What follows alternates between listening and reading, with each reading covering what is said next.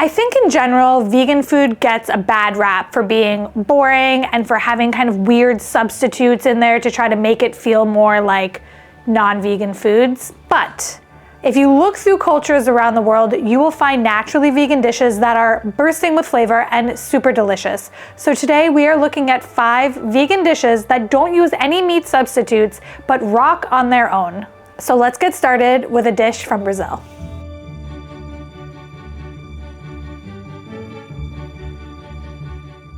Hi Beryl, hi everyone, my name is Gabriela. I was born and raised at the state of Espírito Santo in Brazil, in a really small town called João Neiva in the north of the state. I'm here today to talk with you about Moqueca Capixaba de banana da terra, or plantain stew. You also can make this with heart of palm, as we call it, Palmito. The base of this dish is common for every type of preparation: onions, garlic, colorau, tomato, green onion, and lots of cilantro. The recipe says to cut them 1 inch thick, and I cut them, but I don't know how much an inch really is, so let's measure my plantain slice here. Whoops, hello. It was like ½ an inch. Whatever, that's okay. It's a really warm and refreshing meal that is usually served by the beach, but I think it really suits winter also. It's usually served at the table with some kind of pickled chili pepper, and I think a few drops of this chili pepper that you might have will take this dish to another level. This dish has indigenous roots and Portuguese influence, so it talks about the history of colonization and the way we had to make something good out of something bad. As a vegetarian for more than 10 years now, I like this dish because it's a way that I can keep in touch with part of my culture that is naturally vegan, is naturally vegetarian, and I think it's beautiful to see the dishes that are naturally plant-based. As Brazilians are known for being mad meat eaters, I think it's beautiful to look at the vegetables as the center of a meal. I think you should try it to taste our history, our culture, and the freshness that this dish has. I think you would like and enjoy a lot. Aproveite!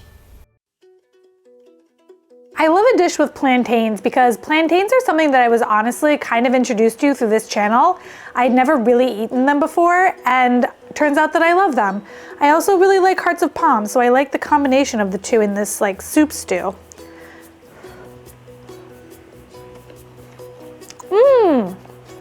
What a yummy. That's really good. The hearts of palm is adding really great texture. I don't feel like hearts of palm have that much flavor, but I love the texture of them in the dish. Yum, the plantain though is so yummy. I love plantains because they're really starchy and they feel really hearty when you eat them.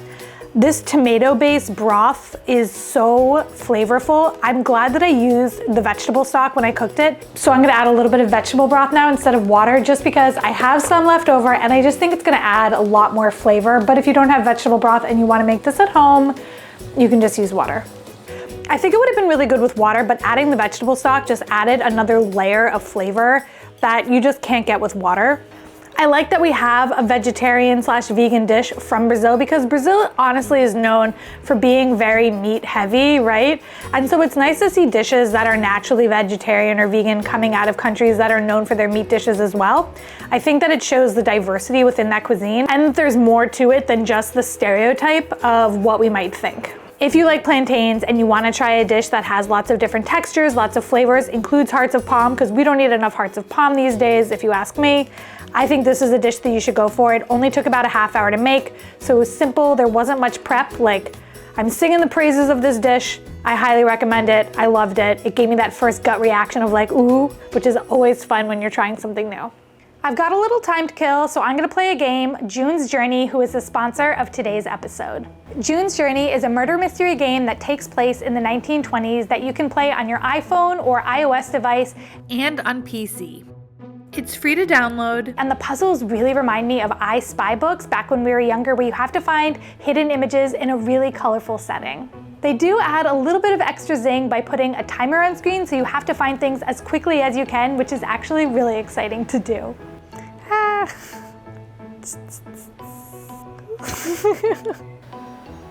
Boom.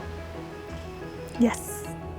The game has tons of levels, so there's a lot of gameplay ahead of you if you decide to play it. It does kind of feel like finding a gem in the rough. There are so many games out there to play, and this one to me is really special. It has story, it has excitement, and I love the world building aspect of it. A great way to support me and the channel is by interacting with brands that work with me. June's Journey has given me a link and a QR code so that if you want to play the game, you can download it here.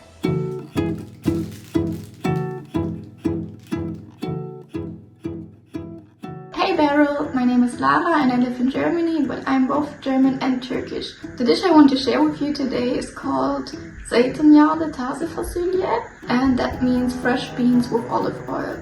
It's made with a lot of onions and tomatoes, which gives the dish a deepness of taste, and it harmonizes very well with the freshness of the beans and the deep taste of the olive oil. As the German industry was growing in the 1960s and 70s, they needed a lot of workers from other countries like Italy, Greece or Turkey. Many of those guest workers stayed in Germany, and now there are 3 generations of Turkish living in Germany. And now we have 2 home countries. It's still very important to us to connect with the country and the culture our parents or grandparents came from, and I think food is the best way for that. Zeytinyağlı dishes, so dishes with olive oil, are especially common in the western part of Turkey, and Zeytinyağlı Taze Fasulye is my favorite from all of them. It's so easy to make, it tastes fresh and deep, and I just love it. You can eat it cold in the hot summer, and I in Germany love to eat it hot with rice or fresh bread. I've been vegan for 3 years, and I think that plant-based cooking is so diverse, and it's fun to discover new things like new vegetables, new beans, new sorts of grains. That all started when I became vegan. And if you find dishes that are traditionally vegan, it means much more to you. And I'm really proud that Turkey has so many vegan or very easy to veganize dishes. You should try this dish if you want to make an easy and healthy dish and want to get to know Turkish cuisine in one of its best forms. Guten Appetit and Appetit also. This is a big bowl of green beans. I love green beans though, so this is totally up my alley. It was so easy to make. Yum. Ooh, this is definitely going into rotation.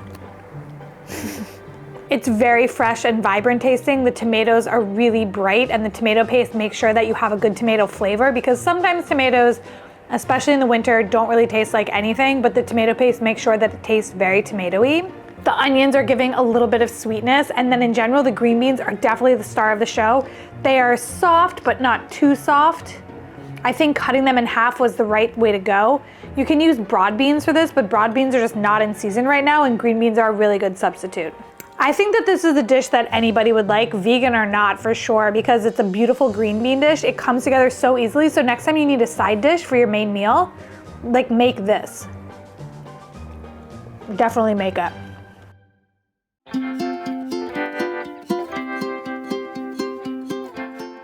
Hi there, I'm Mariam from Cairo, Egypt, and today I'm going to tell you about a Syrian dish called Harrak, Esbao, which literally means he burned his finger. Yeah, I know the name is weird, and they say that the reason behind this name is that there was a woman who was cooking this dish for the first time, and then her husband, who loves food passionately, came and he tried to taste it while she was cooking, and he put his finger in the pot and burned his finger and screamed. So the son came and asked, like, what's happening?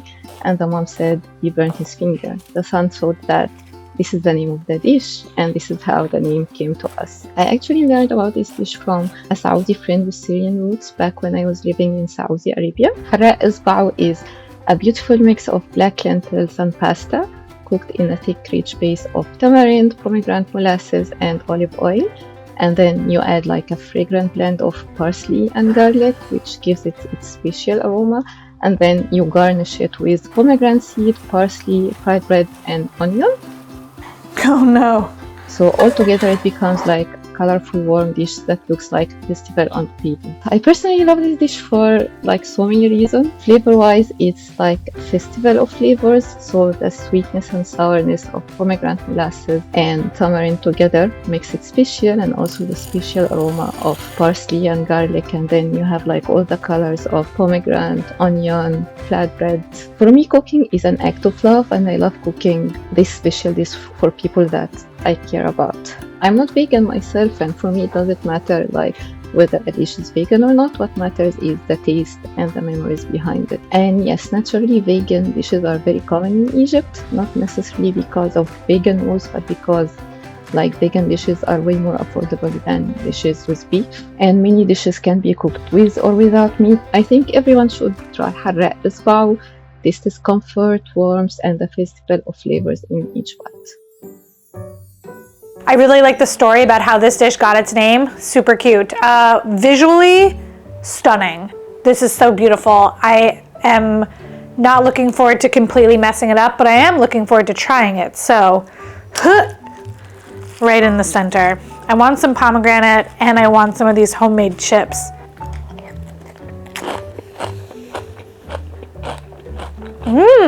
The main flavor that I'm getting from this is sour from the tamarind and from the pomegranate molasses. And it's really interesting because I think in general, sour foods are not really a part of the American diet. And so I'm not necessarily used to having those flavors be super strong, but I'm a huge fan of sour flavor. So using things like pomegranate molasses and tamarind paste, like I should be doing that more. The pasta and the lentils together, it's really nice. I like the combination. It's not something that I've ever really done before, of cooking lentils and pasta at the same time. Obviously, I had to cook the lentils first, but then by cooking everything together at the end, made it easy. And there's a nice balance of texture going on. The sweet pop of the pomegranate and the crispiness of the bread and the kind of caramelized sweetness of the onions, it all just pairs so well together. This is a dish that is full of different textures, full of different flavors. It delights the senses. How about that? It delights the senses.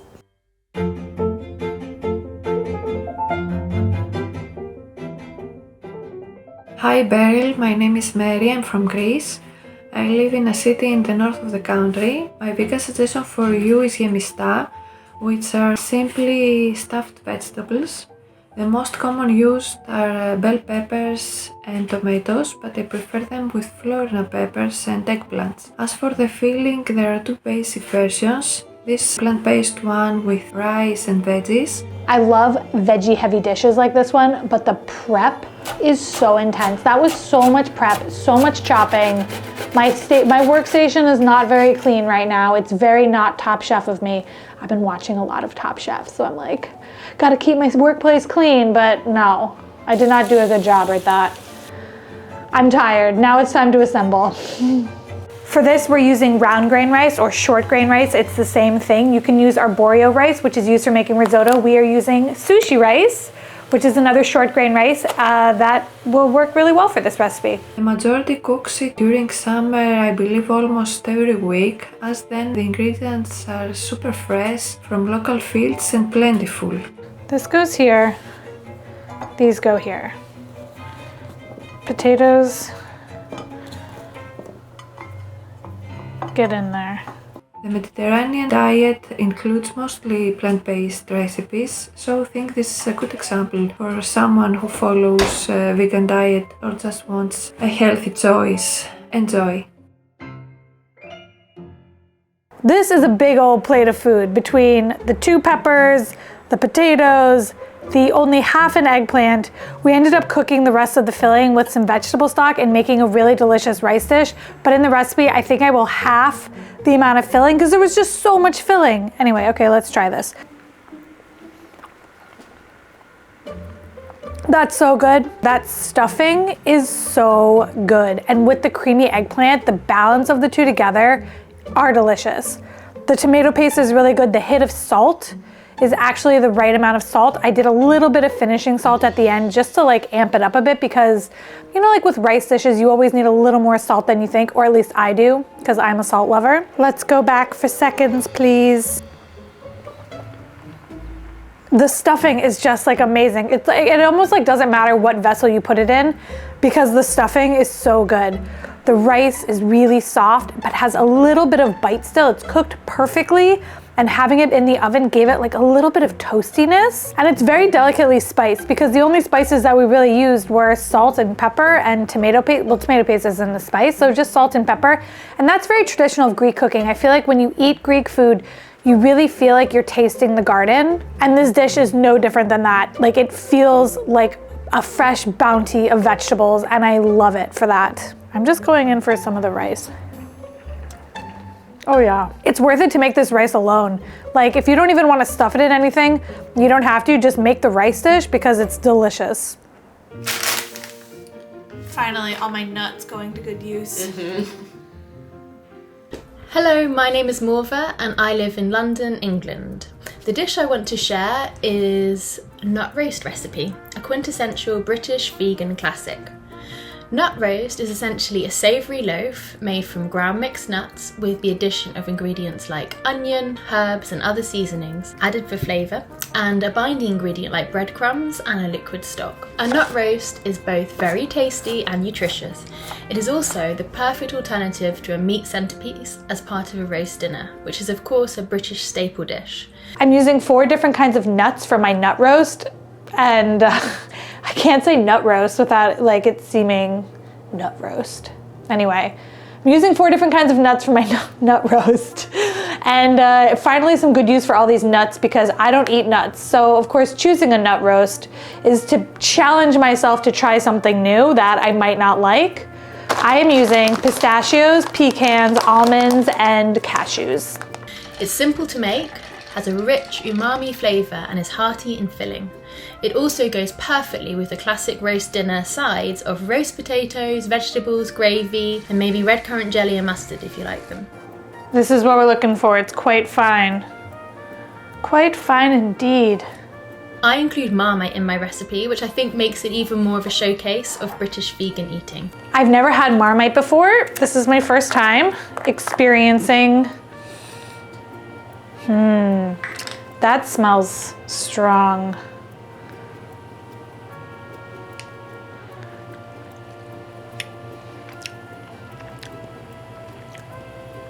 Oh boy.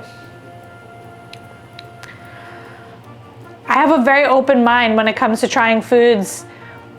I don't know how I feel about Marmite. Maybe you're not meant to eat it like just straight out of the jar though, which is probably what it is. Wake up your taste buds, put the oomph in your breakfast. Yeah, you're telling me, wake up your taste buds. They are awake, my good man. They are awake. In the UK, nut roast is probably seen as the opposite of a groundbreaking dish. It's seen as fairly old-fashioned, being one of the original meat alternatives developed in the 20th century. People resistant to veganism may throw shade at a nut roast for being too dry, but they haven't tried a decent nut roast recipe. In the UK, it was popularised by the pioneering London vegetarian restaurant Cranks from the 60s onwards, and this iconic recipe is the basis for the one that I make at home, using a vintage Cranks recipe book, also used by my mum for as long as I can remember. After being vegetarian for most of my life, I spent years fully vegan. While I'm currently eating 99% plant-based, vegan recipes are the most delicious, creative, and often the healthier alternative. I believe plant-based living is the future for a kind and sustainable world. Traditional British food is certainly not thought of as being vegan friendly, although London and many other British cities are now heaven for those following a plant-based lifestyle. The last decade has seen a big rise in the number of vegan options in the UK, and although some businesses have sadly struggled, I'm sure here in London it would be possible to eat at a different vegan restaurant for every single meal of the year.